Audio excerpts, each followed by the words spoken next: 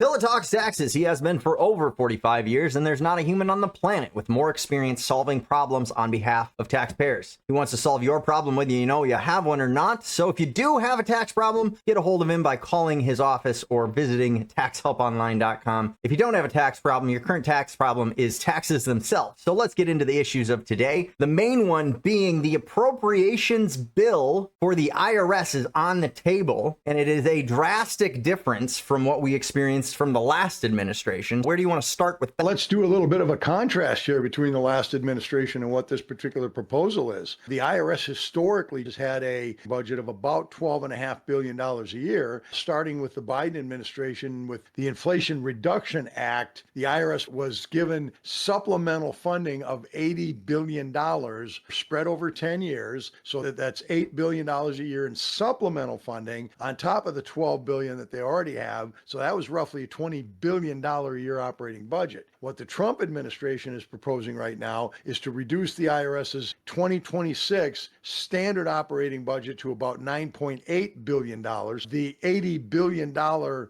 supplemental appropriation has been roughly cut in half to just under $40 billion. So this is what's going on with the IRS. They're trimming the funding to the Internal Revenue Service quite significantly compared to what the last administration has done. In addition to that, we're seeing a reduction in employees. The number of employees in the federal government has been trimmed down quite a bit in the last 6 months. The IRS has been no exception to that. And the agency is shooting for about 78,000 full-time employees. That's compared to roughly 100,000 at the high water mark of the Biden administration. So they're cutting down the size of the IRS along with other elements of the federal government. That's what we're seeing here with this bill. Well, that's certainly good news. Less money for enforcement, less money for shaking down taxpayers is a good thing in general, isn't it? Well, yeah, no doubt about it. When that Inflation Reduction Act IRS supplemental spending thing came out, I wrote a number of articles on that. Any of our viewers here can go to National Review, go to nationalreview.com and put my name, Daniel Pilla, in the search box. The list of all the articles that I've written for National Review, there's several dozen of them up there. Go back and look at the articles I wrote during the time that this Inflation Reduction Act was being debated. And I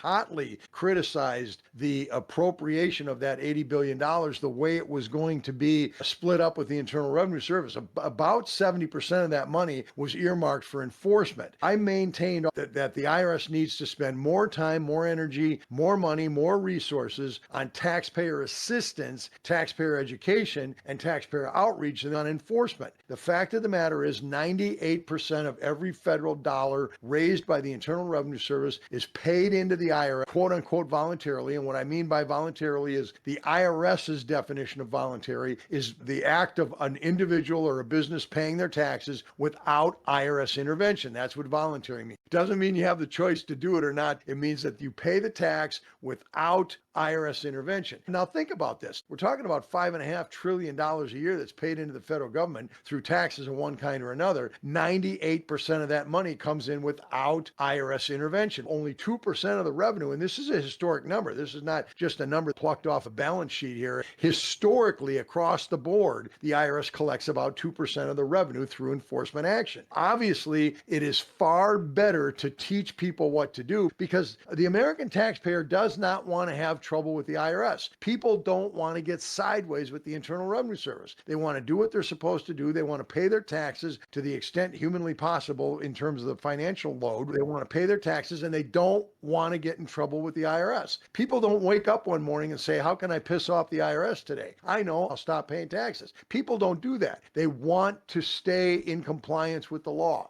And if they know what they're supposed to do, they will do it. In fact, way back in the early 1990s, former IRS Commissioner Shirley Peterson made the comment. She said, much of what we call non-compliance with the tax code is not non-compliance at all. It's misunderstanding.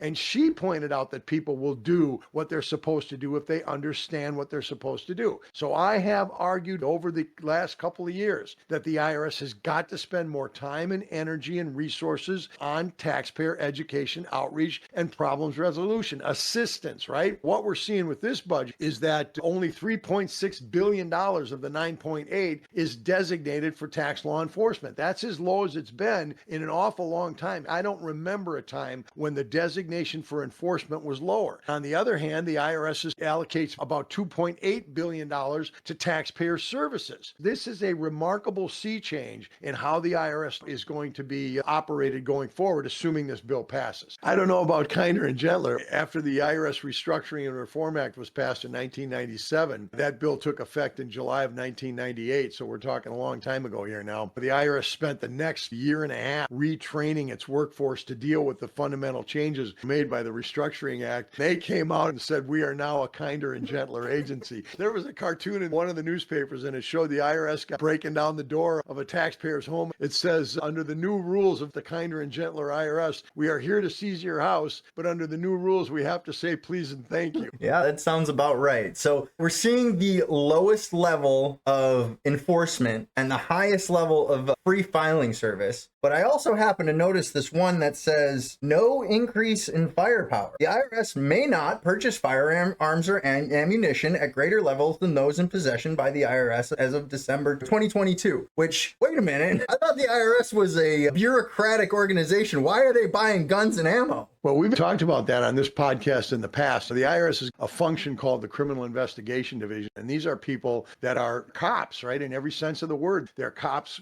that deal with tax law, but they're cops nevertheless. They do criminal investigations, serve subpoenas, serve summonses, make arrests of people charged with criminal tax crimes. Historically, they're called special agents. The individuals that work in the Criminal Investigation Division of the IRS are called special agents, and they have always carried guns, Josh. There was a period of time over the last couple of years where the news media made a splash about the IRS purchasing 1.5 billion rounds of 9mm ammunition. And people went crazy. Why are they buying all this ammunition? And what are they doing with all these guns? And what the heck is going on here?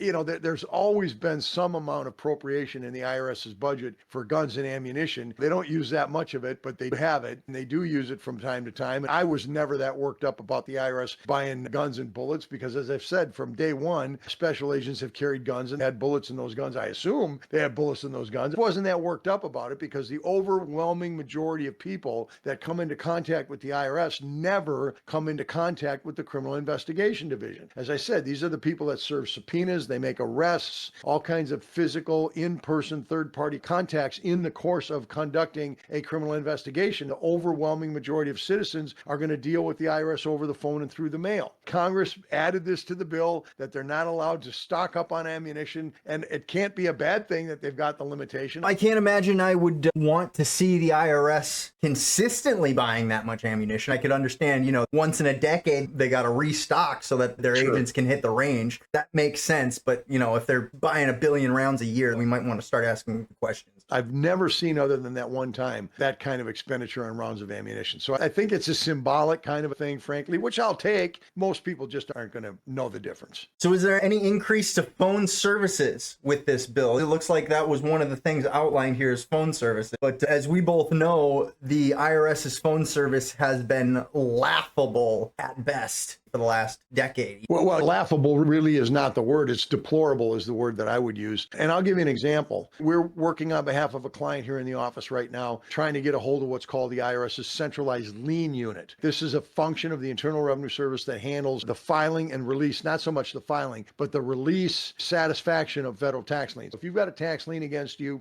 and you resolve your situation, you either pay the tax in full or the tax becomes legally uncollectible for some reason, or if you negotiate an offer in compromise and you get your liability paid and now you don't owe the IRS money anymore, they have an affirmative duty to release that lien. File the lien, now they must release the lien. And they've got that centralized lien unit whose job it is to pour through the paperwork and figure out whose lien needs to be released. When I have a client whose tax situation is resolved, I never wait for the IRS. I always make contact with the lien unit directly and say, here's my client, here's the situation, his liability is fully paid, we want that lien released. On this particular situation, they did not release the lien, and it was causing trouble with the client's attempt to get a refinance on his house. So over the course of this last week, we were attempting to reach the lien unit. All right. Now they got a special phone number for the lien unit. It's a special phone number. I've got access to all the phone numbers. There's 2 or 3 of them. We've called the lien unit multiple times over the years. Josh, we spent 12 hours on, collectively 12 hours on hold, generally an hour and a half at a time, trying to get through to the lien unit. Late yesterday afternoon, a live person finally answered the phone. When you call the IRS and get that long hold situation, a machine will come on and say, if you would like to leave your name and your phone number, we will call you back when it's your turn. Well, we do that all the time. We leave the name, we leave the phone number, we ask for a call back during regular business hours. We got 3 callbacks, all right? We left a message 3 times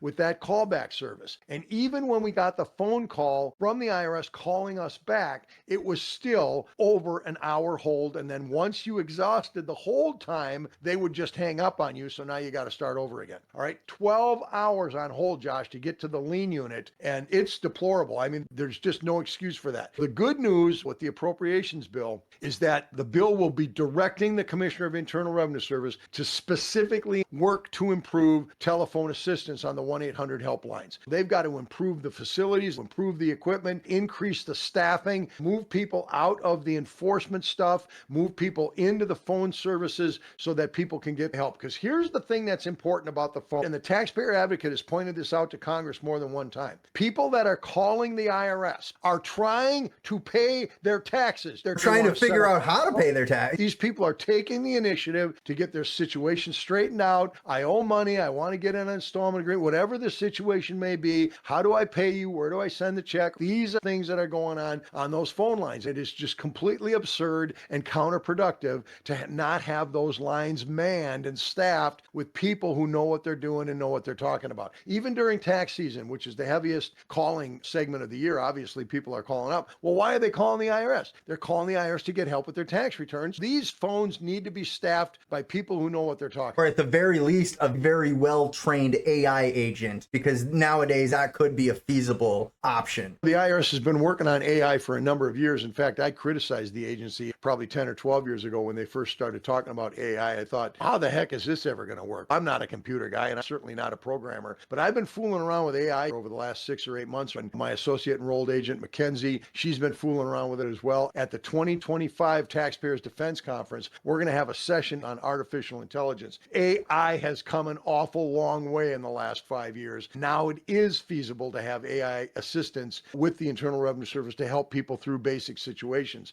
And that certainly would make it a lot easier, assuming it's accurate. You and I talked about this. You warned me about AI. So hallucinations. Some of the AI programs hallucinate. So you got to be careful about that. That is an issue, and that is always going to be a problem. But then again, human agents hallucinate. When it comes down to it, if you're going to get the same level of accuracy from a bot than you do from a person, and you don't have to pay a person to answer the phone, you can actually get more bots to do it. It seems like it's a no-brainer in that. Now, here's another question. What if people, such as yourself, started sending the IRS invoices for their time spent on hold? Do you think that would make any difference? Well, no, I don't, because they just won't pay them. Maybe we could do something about some kind of tax break for the amount of time you spend on hold. I will say this, though, Josh, and this is an important point. It's interesting that you bring this up. You hire a tax professional to represent you against the IRS, and you win your case, you can recover fees and costs from the IRS.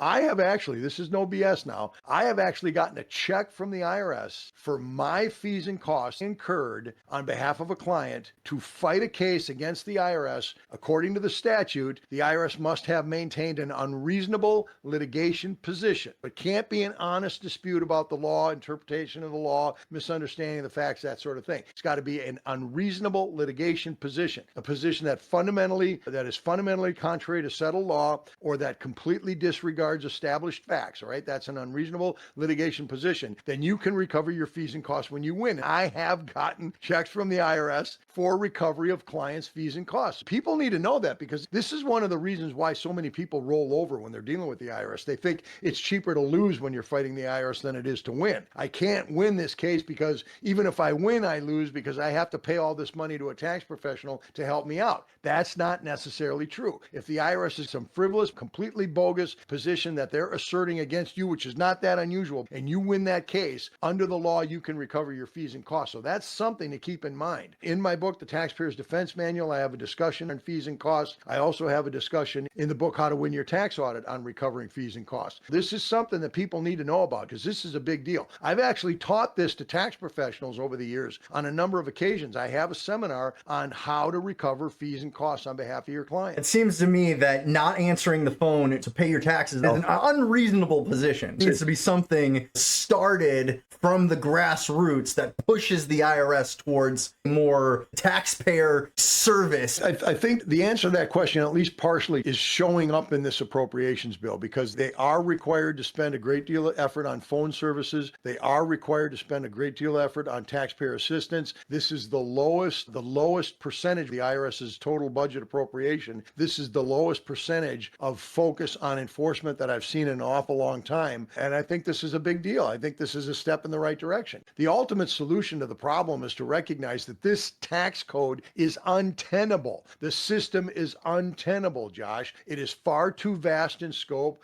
far too broad in scope, far too technical, dealing with more than 4 million words that are changed almost every single year. It is far too vast to expect anybody, especially IRS personnel, to understand the full scope and breadth of the tax code. From that standpoint, it is an unenforceable piece of legislation in the strictest technical sense. I agree. We've talked about this quite a bit. And the one thing you said about spending 12 hours collectively, compare that to your hourly rate, and it goes to show a small drop in the bucket of how much money is spent complying with the tax law. It's too bloated. There's no question about it. It's billions of hours a year that people spend complying with the tax law. When we're sitting on hold on behalf of a client, we are not billing our time for sitting on hold because you got the phone on hold in the background on speaker and you're at your computer writing a letter for another client. You're not billing the time that you're actually sitting on hold, but your point is well taken. Just think about the individual taxpayer now trying to make these phone calls. They're not working on another client's case. They're sitting on hold hoping someone picks up the phone so they can get their problem solved. A lot of these folks are just staring at the wall on hold. That is a horrific waste of time and resources. No question about that. The last thing I wanted to ask about was this First Amendment protection and scrutiny based on ideology. It really does look like a lot of this appropriations bill is a